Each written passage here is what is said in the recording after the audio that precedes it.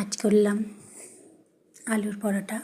ময়দাটাকে চেলে তার মধ্যে একটুখানি জোয়ান, হিং, তেল ফোড়ন দিয়ে তাতে আলু সিদ্ধ করে ধনেপাতা, কাঁচা লঙ্কা কুচি দিয়ে মেখে নিলাম।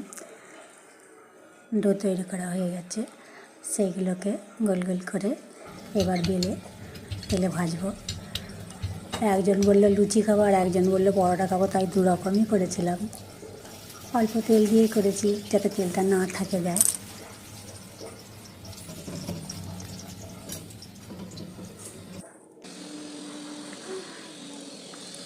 টিফিনে খাওয়ার মতোই করা হয়েছে অল্প করে। জাস্ট শীতের প্রথম উপভোগ করা হলো আলুর পরোটা। এই যে আমার রেডি আলুর পরোটা, তার সঙ্গে একটু আলুর তরকারি আর তেল আচার আছে।